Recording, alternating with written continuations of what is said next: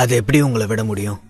நீ எங்கள் ஆளுங்க சில பேரை கொன்று இருக்கல, அப்புறம் எப்படி உன்னை உயிரோட விட முடியும்? உன்னை கொன்னாதான் இதுக்கப்புறம் எங்கள் மேலே கை வைக்க எல்லாரும் யோசிப்பாங்க என்றான். எங்க தைரியம் இருந்தால் மறுபடி சொல்லு பார்க்கலாம் என்று சொல்லிக்கொண்டே சிம்மன் அவனை ஓரக்கண்ணால் பார்த்தான். ஆமாம், எங்கள் கேங் உன்னை சும்மா விடாது. உன்னோட உறவுக்காரங்க, நண்பர்கள்னு உனக்கு சம்மந்தப்பட்ட யாரையுமே விடாது. ஜஸ்ட் வெயிட் அண்ட் சி என்று சொல்லி முடிப்பதற்குள் பொறுமை இழந்த சிம்மன் அவன் கழுத்தை உடைத்து விட்டான். அவன் வழியில் அலறினான். நான் உங்ககிட்ட ஒரு கேள்வி கேட்கணும், அதுக்கு நீங்க நேர்மையா பதில் சொல்லுங்க என்றான் சிம்மன். கொலையாளி வாயை மூடிக்கொண்டு எதுவும் பேசவில்லை. அவன் சிம்மனை பார்த்து சிரித்தான். நீ எங்களை எவ்வளோ கஷ்டப்படுத்தினாலும் நாங்கள் எந்த உண்மையையும் சொல்ல மாட்டோம் என்றான். நீங்கள் என்கிட்ட சொல்லலைனாலும் நீங்கள் யாருக்காக வேலை பார்க்குறீங்கன்னு எனக்கு நல்லாவே தெரியும். உங்களை பேச வைக்க என்கிட்ட 1000 வழி இருக்கு என்றான். அவன் கிருஷ்ணாவை பார்த்து புன்னகையோடு, இதோ இவன் பேர் கிருஷ்ணா, மக்களை விசாரிக்கிறதுல இவன் எக்ஸ்பர்ட், உன்ன மாதிரி ஆளுங்களை பேச வைக்கிறதுல ரொம்ப திறமையானவர் என்றான். உண்மையை சொன்னா எங்களை விட்டுருவீங்களா என்று கேட்க சிம்மன் சரி என்று தலையசைத்தான். இதோ இவன் பேரு தான் கில்லிங் பிளேடு.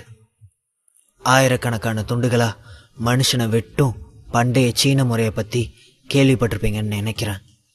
அதில் இவன் கெட்டிக்காரன். உங்களை பிளேடால் வெட்டும்போது உங்கள் உடம்புலேருந்து வர ரத்தத்தை நீங்களே பார்ப்பீங்க என்றான். ஆமாம், ஒரு தப்பு நடந்து போச்சு. நாங்கள் உன்னைத்தான் கொல்ல போகிறோன்னு அப்போ எங்களுக்கு தெரியாது. தெரிஞ்சிருந்தா நான் வந்திருக்கவே மாட்டேன் என்றான். ஆமாம் சார், நாங்கள் 2 பேரும் இன்டர்நேஷ்னல் கூலிப்படையை சேர்ந்தவங்க. காசு கொடுத்தா டார்கெட்டை கொன்றுவோம். எங்களுக்கு டார்கெட் யாருன்னு கடைசி வரைக்கும் சொல்லவே இல்லை. சொல்லியிருந்தா நிச்சயமாக அதுக்கு நாங்கள் சம்மதிச்சிருக்கவே மாட்டோம் என்றான். உங்களை யார் என்னை கொல்ல சொல்லி வேலைக்கு வச்சாங்கன்னு நான் தெரிஞ்சுக்க விரும்புகிறேன் என்றான் சிம்மன். அது யாருன்னு எங்களுக்கே தெரியாது. எங்களுக்கு நடுவில் ஒரு ஏஜென்ட் இருப்பான். அவன் தான் எங்களுக்கான அசைன்மெண்ட் என்னன்னு சொல்லுவாங்க. மற்றபடி எங்களுக்கும் எதுவும் தெரியாது. பட் அவங்க புராதன கலை குடும்பத்தை சேர்ந்தவங்கன்னு என்னால் உறுதியாக சொல்ல முடியும் என்றான். ஆமாம் சார், அவங்க எதுக்காக உங்களை கொல்ல நினைக்கிறாங்கன்னு கூட எங்களுக்கு தெரியாது சார். எங்களுக்கு கொடுத்த வேலையை தான் சார் நாங்கள் செஞ்சோம். மற்றபடி எங்களுக்கு எதுவுமே தெரியாது சார். நாங்கள் உங்களை பற்றி கேள்விப்பட்டிருக்கோம். உங்களை தான் கொல்ல சொல்கிறாங்கன்னு எங்ககிட்ட யாருமே சொல்லலை சார் என்றான். நீ சொல்கிறதெல்லாம் நான் நம்பிடுவேன்னு நினச்சியா என்று கேட்க, அதானே, சிம்மன்னு தெரிஞ்சிருந்தா கொலை பண்ண ஒத்துக்கிட்டு இருந்திருக்கவே மாட்டோன்னு சொல்கிற, அப்புறம் எதுக்காக எங்களை கொல்ல வந்த என்றான் கிருஷ்ணா. அப்படி இல்லை சார், எங்களுக்குன்னு ஒரு எத்திக்ஸ் இருக்குது. நாங்கள் ஒத்துக்கிட்டு காசு வாங்கிட்டு இந்த வேலையை முடிச்சு கொடுக்குறதா வாக்கு கொடுத்துட்டோம். ஸோ நாங்கள் இந்த அசைன்மெண்ட்டை பாதியிலே கைவிட முடியாது. அப்படி இல்லைனா எங்கள் மேலே இருக்கிற நம்பகத்தன்மை குறைஞ்சிரும் என்றான். இதோ பாரு, உனக்கு தெரிஞ்ச உண்மையை மரியாதையாக சொல்லிடு, இல்லைனா விளைவுகள் ரொம்ப விபரீதமாக இருக்கும். நான் இப்போவே ஹெட் ஆஃபீஸ்க்கு ஃபோன் பண்ணி உங்களை பற்றி சொல்லட்டுமா என்றான் சிம்மன். அதை கேட்டவுடன் அவர் நடுங்க ஆரம்பித்து விட்டார். ஏனென்றால் இதற்கு முன் ஹெட் ஆஃபீஸில் மாட்டிக்கொண்ட அவர்களுடைய ஆட்களின் ஒருவன் அங்கே அடித்து சித்திரவதை செய்யப்பட்டான். சில நாட்களுக்கு பிறகு அவன் விடுவிக்கப்பட்டாலும் அவன் வாழ்நாள் முழுவதும் மன உளைச்சலில் இருந்தான். அவனுக்கு நாளாக நாளாக டிப்ரெஷன் வந்து கஷ்டப்பட்டான். அதனால் பயந்து தலையில் சுட்டு தற்கொலை செய்து கொண்டான். என்ன யோசிக்கிறீங்க? உண்மையை சொல்றீங்களா இல்லை ஹெட் ஆஃபீஸ் போறீங்களா என்றான். அவர்கள் இருவரும் மீண்டும் ஒருவரை ஒருவர் பார்த்து கொண்டார்கள். இதுவரைக்கும் நான் யாரையும் பார்த்து கொல்லாமல் விட்டதில்லை, யாரையுமே. அவங்களுக்கு மரணம் ஒன்று தான் முடிவாக இருந்துச்சு. உயிர் பிழைக்கிறதுக்கு சாத்தியமே இல்லை. நீ மட்டும்தான் எங்ககிட்ட இருந்து தப்பிச்ச ஆள் என்றான் கில்லிங் பிளேடு. அவன் புன்னகையோடு கூறினான். சிம்மன் மற்றும் கிருஷ்ணாவின் 8 பேர் கொண்ட குழு இந்த உலகத்திலேயே மிகவும் பிரபலமானது. அது உலகின் டாப் மோஸ்ட் முதல் 10 பயங்கரமான கொலையாளிகளை கூட பயமுறுத்த முடியும். பாஸ், நாம் இனிமே கவனக்குறைவாக இருக்க முடியாது. இவனோட கேங் இப்போ உலகத்திலேயே 10வது இடத்துல இருக்கு. இவங்க எல்லாருமே அரை வருட பயிற்சியால் உருவாக்கப்பட்ட சிறந்த கேங்ஸ்டர்ஸ் என்றான் கிருஷ்ணா. இப்போ என்ன பண்ணுறது என்றான் சிம்மன். ஒன்றும் பண்ண முடியாது பாஸ். இவங்க செத்தாலும் வாயை திறக்க மாட்டாங்க. இவங்க கிட்ட விசாரிக்கிறது வேஸ்ட். இவங்களை விட்டுட்டு நம்ம ஆளுங்க கிட்ட சொல்லி தொடர்ந்து ஃபாலோ பண்ணலாம். இனிமேல் நாம் ஜாக்கிரதையாக இருக்கிறது நல்லது என்றான். மறுபக்கம் சுந்தரி பியூட்டி க்ரீம் இறுதியாக தனக்கென ஒரு பெயரை உருவாக்கியிருந்தது. இந்த அழகு சாதன பொருட்களின் விளைவுகள் எதிர்பாராத விதமாக மிகவும் நன்றாக இருந்தது. மேக்னா தனது கம்பெனியை விரிவாக்கினாள். அதன் பிறகு அவள் முகவர்களை தேடுவதிலும் மிகவும் கவனமாக இருந்தார்கள். சில காலங்களுக்கு பிறகு உற்பத்தி திறன் பிரச்சனை இறுதியாக தீர்க்கப்பட்டது. நிறுவனத்தின் மிகப்பெரிய பங்குதாரராக சிம்மன் இருந்தான். அவனது வருடாந்திர இன்கம் அவனது இதயத்தை வேகமாக துடிக்க வைத்தது. கடந்த 6 மாதங்களில் என்ன நடந்தது என்பதை நினைவு கூர்ந்த மேகனாவால் பெருமூச்சு விடாமல் இருக்க முடியவில்லை. அவன் மருத்துவமனையில் பயிற்சியாளராக இருந்தபோது விரைவில் ஒரு மருத்துவராக மாற வேண்டும் என்று விரும்பினான். அவன் ஏழையாக இருந்த ஒரே காரணத்தினால் அவன் காதலித்த பெண் மீரா அவனை வேண்டாம் என்று சொல்லிவிட்டாள். நிலையான வேலை மற்றும் நல்ல வருமானம் வேண்டும் என்பதற்காக மிகவும் தீவிரமாக பணியாற்றினான். இன்று அவனது சாதனைகள் எதிர்பார்ப்புகளை விட அதிகமாக இருந்தது. அவன் மேக்னா இன்டர்நேஷனல் வந்தான். சில பெண்கள் அவனை வரவேற்றனர். மேகனா அந்த கம்பெனியின் உரிமையாளராக இருந்தாலும் சிம்மன் அந்த நிறுவனத்தின் மிகப்பெரிய பங்குதாரர் என்பதையும் அவர்கள் அறிந்து வைத்திருந்தார்கள். சிம்மன் நேரடியாக மேல்தளத்தில் இருந்த மேகனாவின் ஆஃபீஸ் ரூமுக்கு சென்றான். அங்கே மேகனா பிஸியாக இருந்தாள். ஒவ்வொரு நாளும் அங்கீகரிக்க முடிவற்ற ஆவணங்களை வைத்திருப்பதாக தோன்றியது. சிம்மன் உள்ளே வந்த பிறகுதான் அவள் தனக்கு எதிரில் இருந்த அடர்ந்த ஆவண குவியலிலிருந்து நிமிர்ந்து பார்த்தாள். அதை பார்த்தவுடன் சிம்மன் சிரித்து விட்டான். அடடே சிம்மன், ஒரு வழியா ஞாபகம் வந்துருச்சு போலையே என்றாள். அவள் கையில் இருந்த ஆவணங்களை கீழே வைத்தாள். என்ன கேள்வி இது மேகனா? உன்னை எப்படி என்னால் மறக்க முடியும்? உனக்கு தெரியும், எனக்கு எல்லாரையும் விட உன்னை தான் ரொம்ப பிடிக்கும் என்றான் சிம்மன். அவன் மேகனாவுக்கு எதிரில் வந்து அமர்ந்து கொண்டான். சும்மா என்னை கிண்டல் பண்ணிகிட்டே இருக்காத மேகனா. இப்போ கூட நான் தானே உன்னை ஞாபகம் வச்சுட்டு பார்க்க வந்தேன். உனக்கு தான் என் மேலே பாசமே இல்லையே என்றான் சிம்மன். அவள் உடனே எழுந்து சிம்மனுக்கு அருகில் வந்து நின்றாள். சிம்மன் உடனே எழுந்து நின்றான். அவன் கன்னங்களில் தன் இதழை பதித்து முத்தமிட்டாள். தொடரும்.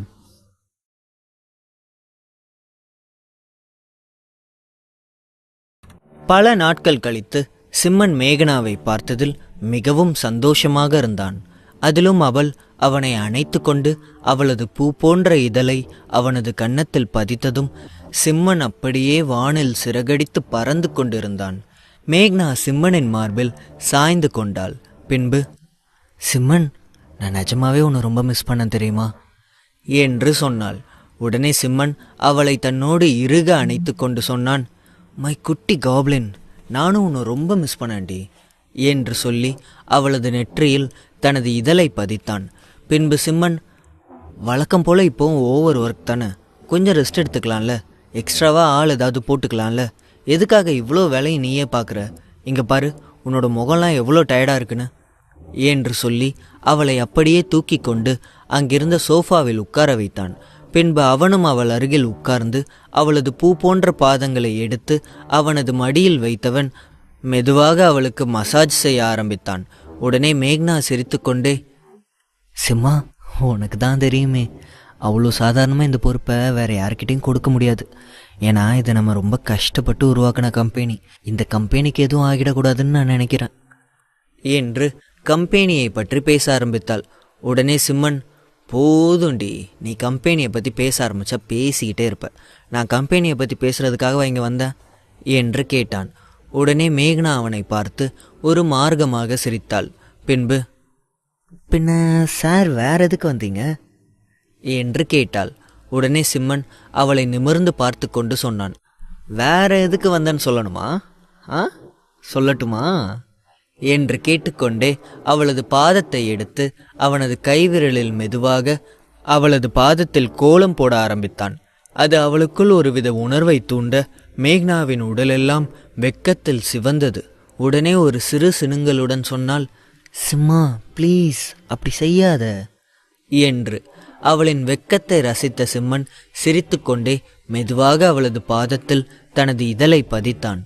அதில் மேக்னாவின் உடலில் மின்சாரம் பாய்ந்தது போல் ஒருவித உணர்வு ஏற்பட அவள் சட்டென்று தனது காலை அவனிடமிருந்து எடுத்து கொண்டாள்.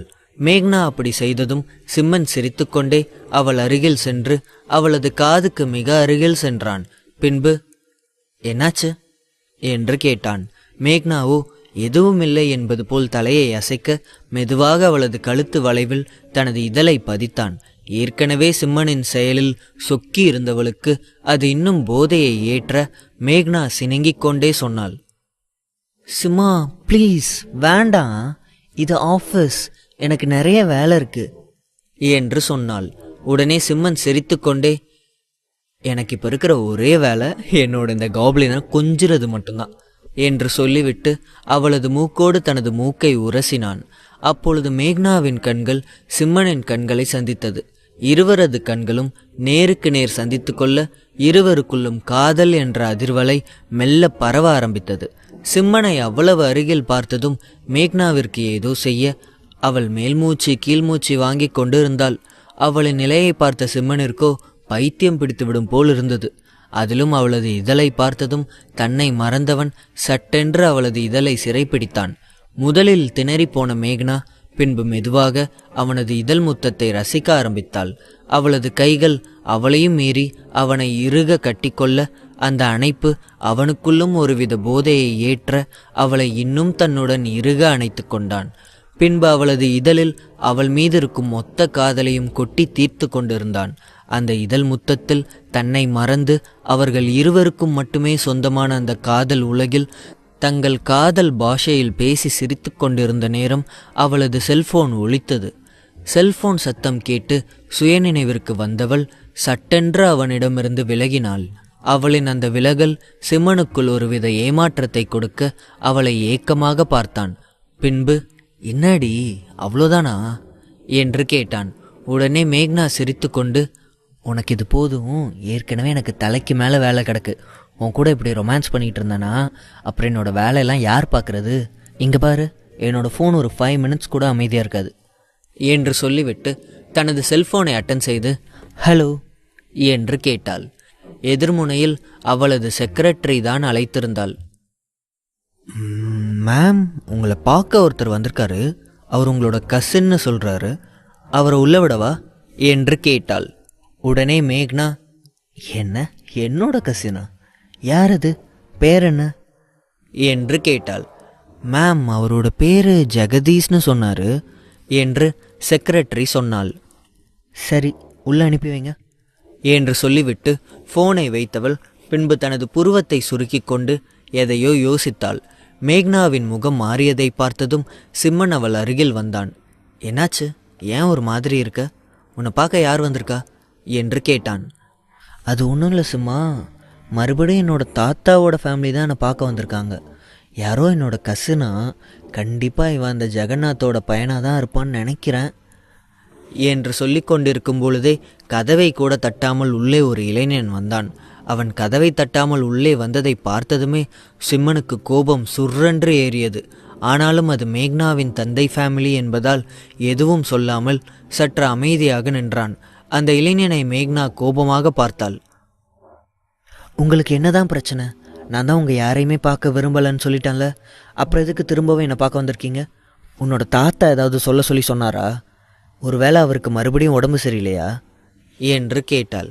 எதிரில் உள்ளவனோ அவளை ஏளனமாக பார்த்து கொண்டு சொன்னான். எல்லாம் எங்களோட நேரம் உன்னை தேடி வந்தது. சரி, அதெல்லாம் இருக்கட்டும், நான் வந்தது வேற ஒரு விஷயமா, இந்த டாக்குமெண்ட்டில் சைன் பண்ணு என்று சொல்லி அவள் முன்பு ஒரு ஃபைலை நீட்டினான். என்ன டாக்குமெண்ட்டா, இது என்ன ஃபைல் என்று மேக்னா கேட்டாள். ஓப்பன் பண்ணி பாரு, உனக்கே தெரியும் என்று ஜெகதீஷ் சொன்னான். உடனே ஃபைலை வாங்கி பார்த்தவளின் கண்கள் அதிர்ச்சியில் விரிந்தது. பின்பு கோபமாக, உனக்கு என்ன பைத்தியமா பிடிச்சிருக்கு, இல்லை வர வழியில் மண்டையில் ஏதாவது அடிபட்டுருச்சா, உனக்கு எவ்வளோ தைரியம் இருந்தால் என்னோடய கம்பெனியை வெறும் 8 மில்லியனுக்கு கேட்ப, உன்கிட்ட என்னோடய கம்பெனியை நான் விற்கிறேன்னு சொன்னேன்னா உனக்கு தெரியாதா என்னோடய கம்பெனி இப்போ எவ்வளோ பெரிய டாப் கம்பெனி ஆயிடுச்சுன்னு என்று கோபமாக பேசினாள். அதை கேட்டதும் சிரித்த ஜெகதீஷ், இங்கே பாரு, லிங்கம் ஃபேமிலியோட பிளட் இன்னும் உன்னோட உடம்புல ஓடிட்டு இருக்கிற ஒரே காரணத்துக்காக தான் நான் உனக்கு 8 மில்லியன் பணத்தை தரேன்னு சொன்னேன். இதே இடத்துல வேற யாராவது இருந்தால் சல்லி பைசா கூட கொடுக்காம நான் இந்த கம்பெனியை எடுத்துகிட்டு போயிட்டே இருப்பேன். ஒழுங்கா மரியாதையாக அந்த டாக்குமெண்ட்டில் சைன் பண்ணுனா உனக்கு ஏதோ பொழைக்கிறதுக்கு கொஞ்சம் பணம் கிடைக்கும். இல்லை நான் எதுவுமே இல்லாமல் உன்னை இந்த கம்பெனியை விட்டு விரட்டி அடிச்சிருவேன், ஜாக்கிரதை என்று சொன்னான்.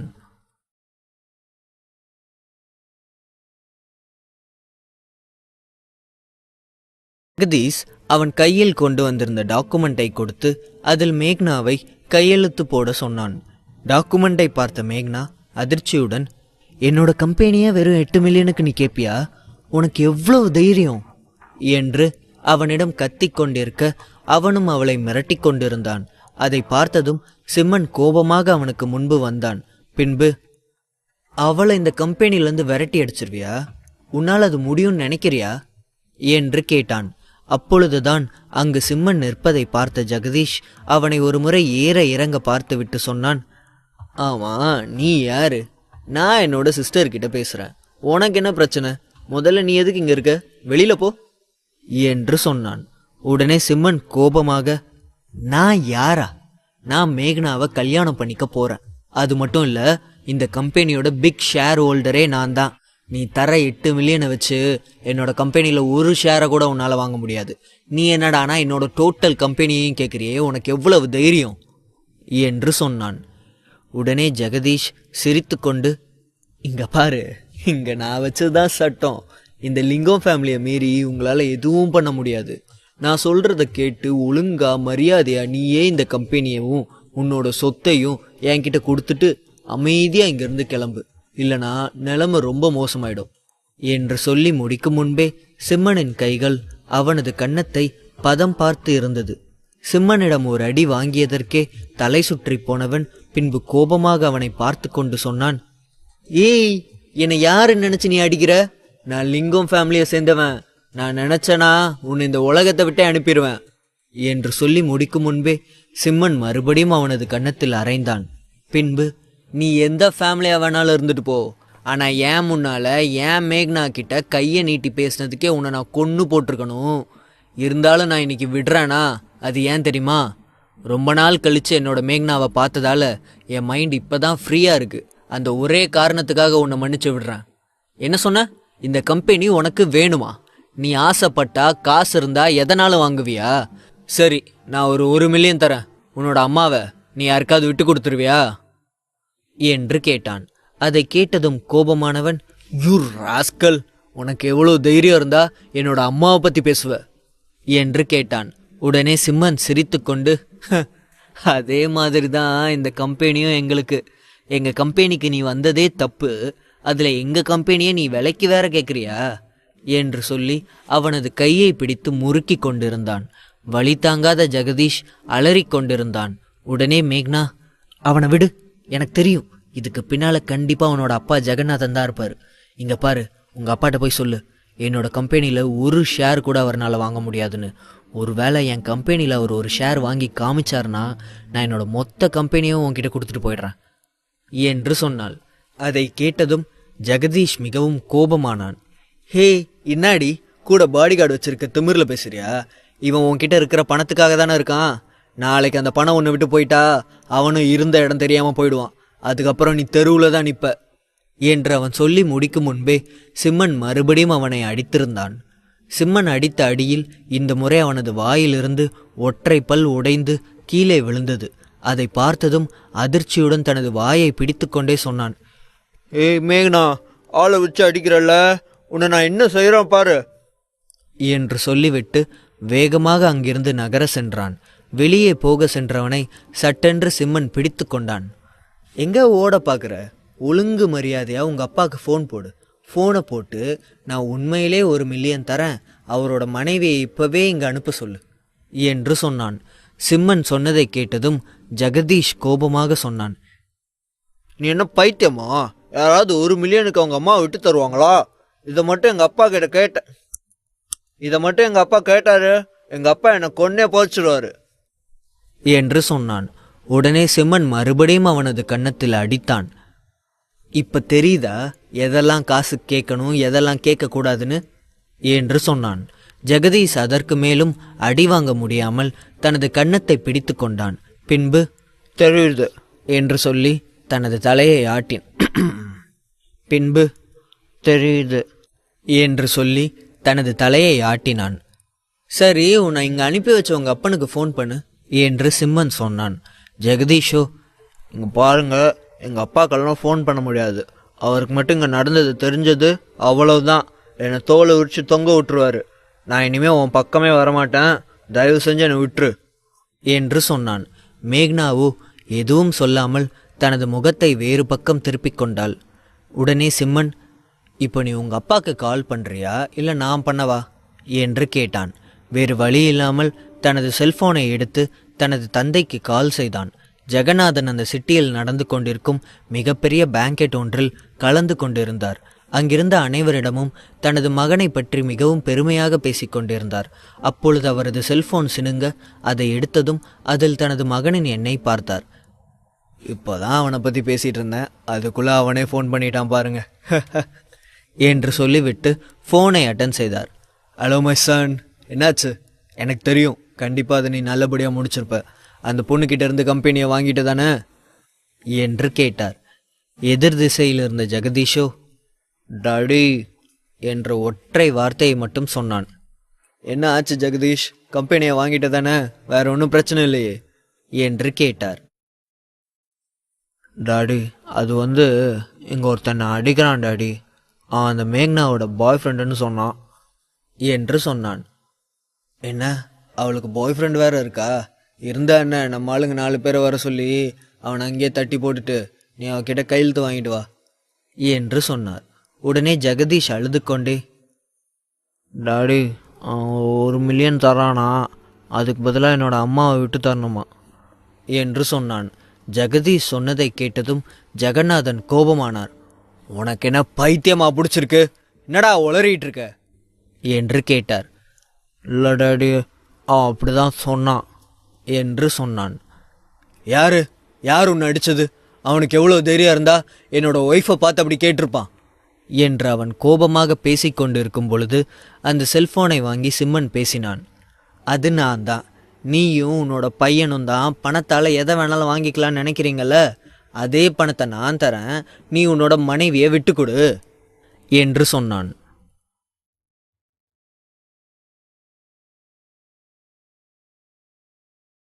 சிம்மன் ஜெகநாதனிடம், 1 மில்லியன் தந்தா உன்னோட மனைவியை நீ விட்டு கொடுத்துருவியா என்று கேட்டான்.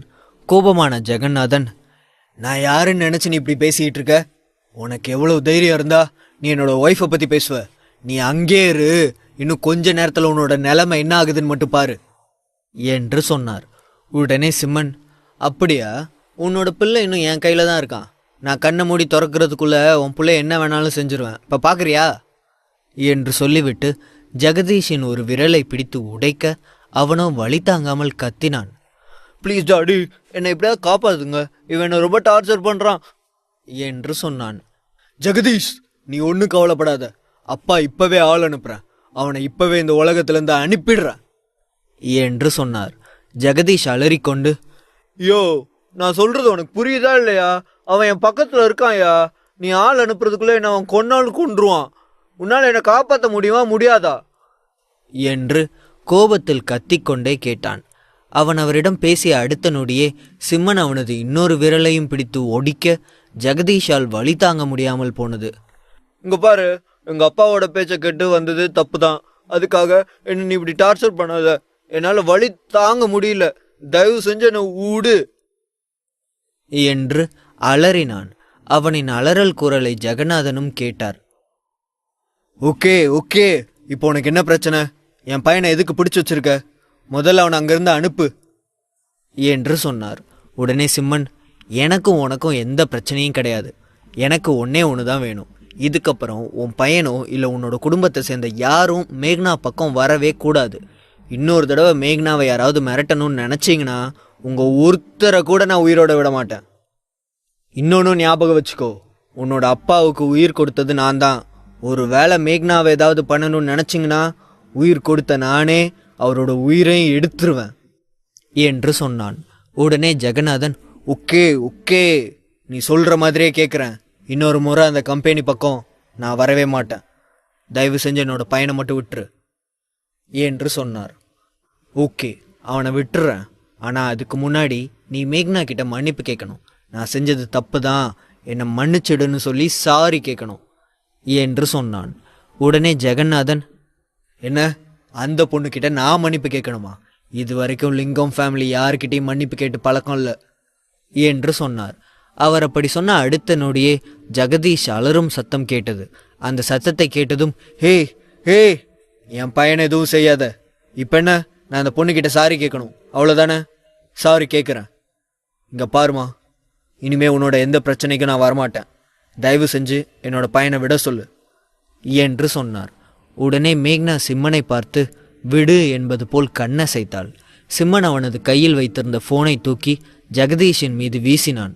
பின்பு, நான் கண்ணை மூடி திறக்கிறதுக்குள்ள இங்கிருந்து கிளம்பிரு என்று சொல்ல, அவனும் விட்டால் போதும் என்று தனது ஃபோனை எடுத்துக்கொண்டு வேகமாக அங்கிருந்து ஓடினான்.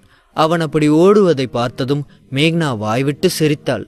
அவள் அப்படி சிரிப்பதை பார்த்த சிம்மனும் சிரித்து கொண்டே அவள் அருகில் சென்று அவளை தன்னுடன் அணைத்து கொண்டான். இங்கே பாரு, யாருக்காகவும் நீ ஃபீல் பண்ணக்கூடாது. என்ன பிரச்சனைனாலும் அதை பார்த்துக்க நான் இருக்கேன். இந்த குட்டி காப்ளினை எப்போவும் நான் இந்த மாதிரி பத்திரமா பார்த்துப்பேன் என்று சொல்லி அவளை இன்னும் தன்னுடன் இறுக அணைத்து கொள்ள மேக்னாவும் சிரித்து கொண்டே அவனது மார்பில் தஞ்சம் புகுந்தாள். சிம்மன் மேக்னாவிடம் எதுவும் பேசாமல் அவளை தன்னுடன் அணைத்து கொண்டு அமைதியாக அங்கிருந்த சோஃபாவில் உட்கார்ந்திருந்தான். அவளின் அந்த அணைப்பே அவனுக்கு போதுமானதாக இருந்தது. அவன் அந்த அணைப்பை அனுபவித்து கொண்டிருக்க மேக்னா மெதுவாக அவனிடமிருந்து விலகினாள். அவள் விலகுவதை உணர்ந்த சிம்மன் தனது கண்களை திறக்காமல் மறுபடியும் அவளை இழுத்து தனது மார்பில் போட்டுக்கொண்டான். உடனே மேக்னா சிரித்துக்கொண்டு, சிம்மா என்று ஏதோ சொல்ல வர அவளது இதழில் தனது விரலை வைத்தான். அமைதியாரு, எனக்கு இப்போதைக்கு உன்னை இப்படியே ஹக் பண்ணிகிட்டே இருக்கணும். இதுக்கப்புறம் எந்த ஃபோன் கால் வந்தாலும் எடுக்காத. உனக்கும் எனக்கும் நடுவில் யாரும் வரக்கூடாதுன்னு நினைக்கிறேன் என்று சொன்னான். சிம்மன் அப்படி கண்களை மூடிக்கொண்டே சொன்னதை பார்த்ததும் மேக்னா சிரித்துக்கொண்டே மெதுவாக எழுந்தவள் அவன் மடியில் உட்கார்ந்து தனது விரல்களால் அவனது இதழை வருடினாள். திடீரென்று அவளது செய்கையை உணர்ந்தவன் கண்களை திறந்து பார்க்க மேக்னா அவனது இதழில் தனது இதழை இறுக பதித்தாள். பின்பு சிரித்துக்கொண்டே, சிம்மா, ஐ லவ் யூ என்று சொன்னாள். சிம்மன் அவள் சொன்ன வார்த்தையை கேட்டதும் மெய்சிலிர்த்து போனான். பின்பு, இன்னொரு முறை சொல்லு என்று சொன்னான். உடனே மேக்னா சிரித்துக்கொண்டு, முடியாது, ஒரு தடவை தான் சொல்லுவேன் என்று சொன்னாள். ப்ளீஸ், என்னோட குட்டி கோப்ளின்ல இன்னொரு தடவை சொல்லுடி என்று கெஞ்சினான். மேக்னா மீண்டும் முடியாது என்று சொல்ல அவனோ அவளது இடையில் கிச்சு கிச்சு மூட்டினான். ப்ளீஸ் ப்ளீஸ் சொல்லுடி சொல்லுடி என்று கெஞ்சினான். மேக்னா சிரித்துக்கொண்டே, ஐயோ சிம்மா ப்ளீஸ் விடு, அப்படி செய்யாத என்று சொன்னாள். சிம்மனோ அவளை மறுபடியும் சீண்டிக் கொண்டிருந்தான். அதற்கு மேலும் அவனிடமிருந்து தப்பிக்க முடியாது என்பதை உணர்ந்த மேக்னா சத்தமாக சொன்னாள், ஐ லவ் யூ சிம்மா என்று. உடனே சிம்மன் சிரித்து கொண்டு, தட்ஸ் மை குட்டி காப்ளின், நீ இப்படி சொல்லும்போது எனக்கு இந்த உலகத்தையே ஜெயிச்சிட்ட மாதிரி தோணுதுடி என்று சொல்லி அவளை இழுத்து மறுபடியும் தன்னுடன் அணைத்து கொண்டான். சிம்மனின் மார்பில் சாய்ந்தவள் அவனது சட்டை பட்டனை பிடித்து கொண்டே பேசினாள். சிம்மா, நான் உன்கிட்ட இன்னொரு விஷயம் சொல்லணும் என்று சொன்னாள். திடீரென்று மேக்னாவின் முகம் மாறியதை உணர்ந்த சிம்மன் அவளது தலையை அன்பாக வருடிக்கொண்டே கேட்டான், என்ன மேக்னா சொல்லு என்று. நம்மளோட ப்ராடக்ட் மாதிரியே மார்க்கெட்டில் இன்னொரு ப்ராடக்ட் வந்திருக்கு. ஐ திங்க் நம்ம ப்ராடக்ட் டீட்டெயில் வெளியே எப்படியோ போயிருக்குன்னு நினைக்கிறேன். கண்டிப்பாக இந்த ஃபேக்ட்ரியில் இருக்கிற யாரோ தான் நம்மளோட சீக்ரெட்டை வெளியில் சொல்லியிருக்கணும் என்று சொன்னாள். நீ சொல்கிறது நிஜமா? ஆனால் அந்த க்ரீம் நாம் 2 பேரும் இண்டிவிஜுவலாக ப்ரிப்பேர் பண்ணது. அதை எப்படி ப்ரிப்பேர் பண்ணணும்னு நமக்கு மட்டும்தான் தெரியும். இங்கே இருக்கிறவங்களுக்கு அதில் என்னென்ன பொருள் நம்ம யூஸ் பண்ணுறோன்னு தெரியும். ஆனால் எந்த பொருளெல்லாம் எப்பப்போ யூஸ் பண்ணணும், எந்தெந்த ரேஷியோவில் வேக வைக்கணும்னு நமக்கு மட்டும்தான் தெரியும். ஒரு வேளை இந்த பொருளெல்லாம் தப்பான ரேஷியோவில் வேக வச்சாங்கன்னா அந்த பொருள் நஞ்சாக மாறிடும். அதை யூஸ் பண்ணால் முகத்தில் நிறைய பின்விளைவுகள் எல்லாம் வரும் என்று சொன்னான். உடனே மேக்னா, என்னோட கவலையும் அதுதான். பிஸ்னஸை பற்றி நான் கவலைப்படலை. ஒரு வேளை இந்த க்ரீம் நம்ம க்ரீம் மாதிரி இருக்குன்னு நினச்சி யாராவது யூஸ் பண்ணி அவங்களுக்கு இந்த மாதிரி இஷ்யூ வந்துட்டா என்று கேட்டாள். தொடரும்.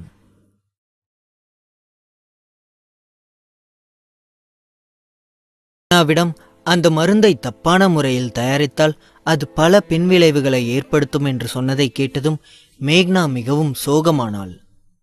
அதை நினச்சி தான் நானும் கவலைப்படுறேன். ஒருவேளை நம்ம ப்ராடக்ட் மாதிரின்னு நினச்சி அந்த ப்ராடக்டை யூஸ் பண்ணி அவங்களுக்கு ஏதாவது பிரச்சனை வந்துருச்சுன்னா அது நம்மளை பெருசாக பாதிக்கும். பணம் கூட பெருசு இல்லை. ஆனால் சப்போஸ் அதனால் யாராவது பாதிக்கப்பட்டா என்ன செய்ய முடியும் என்று மேக்னா மிகவும் கவலையுடன் கேட்டாள். அதை கேட்ட சிம்மன் மெதுவாக அவளது கையை பிடித்து அதில் தனது இதழை பதித்தான். மேக்னா, இந்த நிலைமையில கூட நீ உன்னோட பிஸ்னஸ் போகுதுன்னு கவலைப்படாம அதனால மற்றவங்க பாதிக்கப்படுவாங்கன்னு யோசிக்கிற பாத்தியா? உன்னோட இந்த நல்ல மனசு தான் மேக்னா உன்னை இவ்வளோ பெரிய வளர்ச்சிக்கு கொண்டு வந்து விட்டுருக்கு. நீ ஒன்றும் கவலைப்படாத, இது சாதாரண விஷயம்தான். கண்டிப்பாக இந்த ஃபேக்ட்ரிக்குள்ள ஏதோ ஒரு கருப்பு ஆடு இருக்குன்னு மட்டும் எனக்கு நல்லா தெரியுது. நான் இதை பற்றி கிருஷ்ணா கிட்ட சொல்கிறேன். கிருஷ்ணாவும் அவரோட ஆட்களும் இதுக்கு காரணமானவங்கள கண்டிப்பாக கண்டுபிடிச்சிருவாங்க. நீ இதை நினச்சதும் ஒரி பண்ணிக்காத, ஓகே என்று சொன்னான். உடனே மேக்னாவும் சரி என்பது போல் தனது தலையை அசைத்தாள். ஆனாலும் அவளது கண்ணில் ஒருவித பயம் இருந்தது. அதை பார்த்த சிம்மன் சிரித்துக்கொண்டே சொன்னான், ஹே கோப்ளின், உனக்கு என் மேலே நம்பிக்கை இல்லையா? நான் இதை சரி பண்ணிடுவேண்டி என்று சொன்னான். உடனே மேக்னா அவனை பார்த்து சிரித்துக்கொண்டு, என்னோட சிம்மன் இருக்கும்போது நான் எதுக்கு கவலைப்பட போகிறேன்?